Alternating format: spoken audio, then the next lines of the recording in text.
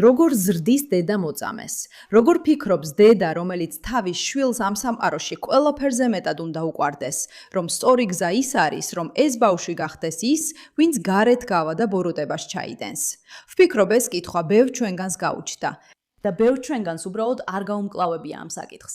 გვიფიქრია, არა, დედები ნამდვილად არ არიან პასუხისმგებელნი. მაგრამ ეს ვიდეო ვრცელდება, რადგან ძალიან მნიშვნელოვანი შეხსენებაა იმისა, რომ ინდოქტრინაცია სახლში იწყება. მით უმეტეს, რომ ამ კვირას დედის დღეა. ვფიქრობ, ყველა ვაფასებთ, როგორი უნდა იყოს კარგი დედა.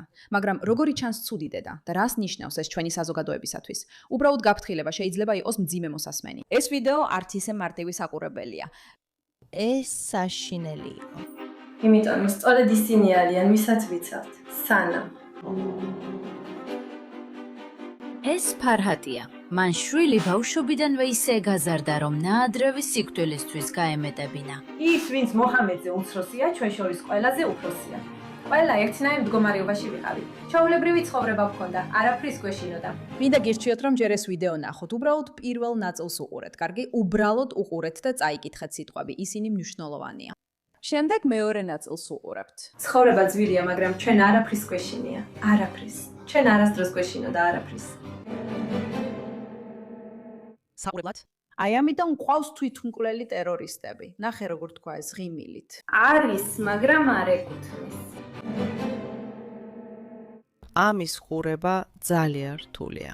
საიდან გიჩნდება ასეთი აზროვნება, რომ ამ გზაზე წახვიდე და იგრძნო თავი თითქოს twin გამორეცხილი, ან ასე დამუშავებული ხარ. ამან არ დამამწუხრა, ამან გამაბრაზა. ეს ჩემთვის საზიზღარია, ეს სამწუხაროა. ყველა სიცოცხლე ძვირფასია. ეს ჩემთვის სამეცნიერო ფანტასტიკის ფილმს გავს.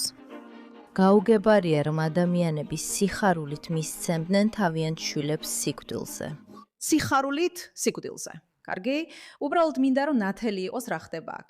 ეს არის კადრები ისლამისტურ მოძრაობაში ჩართული შემთხვევითი დედების, რომლებმაც თავი წინ წაიწიეს. ან მათ ყავთ ჯიხადისტის შვილები, ან სჯერათ რომ უნდა ყავდეთ ჯიხადისტის შვილები. ან უბრალოდ ჩვეულებრივი ისლამისტები არიან. და აქ ვისმენთ იმას, რას ფიქრობენ და სჯერათ ისინი, როგორც დედები, რა არის მათი მიზანი.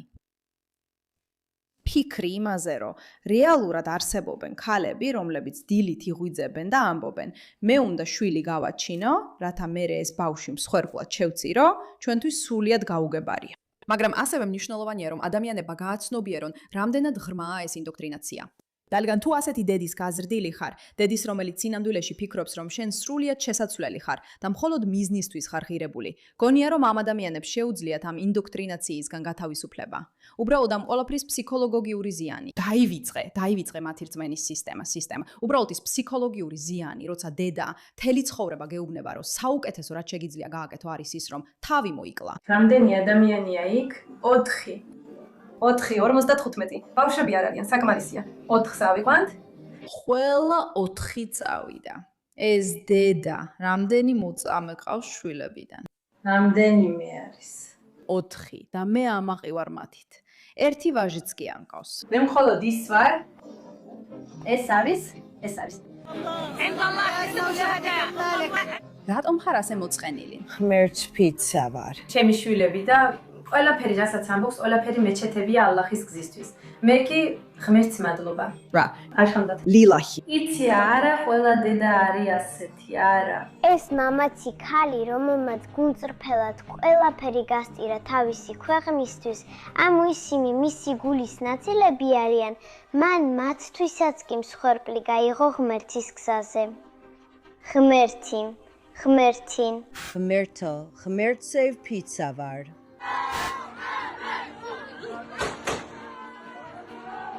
მყავს 1 წლის შვილი, ერთადერთი ვაჟი, რომელსაც ვზრდი. ვფიქრობ მხოლოდ მის სიყვარულსა და დაცვაზე. ჩემი შვილი, ამ ქვეყნად იმისთვის მოვიყვანე, რომ ყველაზე გრძელი სიცოცხლე გქონდეს, რაც კი შეიძლება მივცე.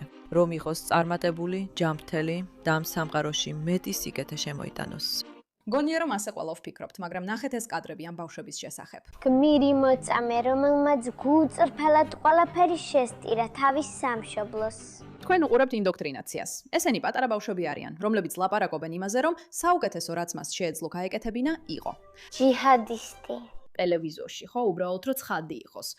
მან თავისი შვილები ღმერთისთვისაც კი შესწირა. შეხედე შიშს. მან მათთვის ღმერთის გზაზე თავი გასწირა. ამ კადრებს უყურებ და საკუთარ თავს ეკითხები, როგორ არის ეს შესაძლებელი? და მე ხვდები, რომ სწორედ ასეა ეს შესაძლებელი. ეს დედები იქ არიან, თითქოს ჩვენ შვილები დავკარგეთ და ეს ეწინააღმდეგება ყველაფერს, რასაც გვასწავლიდნენ. ამიტომაც, როცა ვამბობთ, რომ რეალურ პრობლემას უპირისპირდებით, ეს უბრალოდ გადაჭარბება არ არის. ინდოქტრინაციის სიღრმეები, რომლებიც ასე ძალიან არ შეესაბამება ჩვენ სოფუმხედველობას, თითქმის გაუგებარია. ყავს 1 წლის ვაჟიშვილი. სრულიად საპირისპირო. ეს ყველაფერი ტვინის გამორეცხვის შედეგია. ძალიან მადლიერი ვარ ჩემი შვილისთვის. უბრალოდ ვერ ვითმენ, როდის გამოვა ჩემი ქალიშვილი იმ სკოლიდან, რადგან ხვალინდელი დღე არავის აქვს გარანტირებული მისი. ის ფაქტი, რომ ბავშვებს ასე ზრდიან და ასწავლიან ამ საქციელის აღფრთოვანებას, მაშინებს. და თქვენც უნდა გაშინებდეთ. რომ ეს არასოდეს დასრულდება. უბრალოდ ის ფაქტი, რომ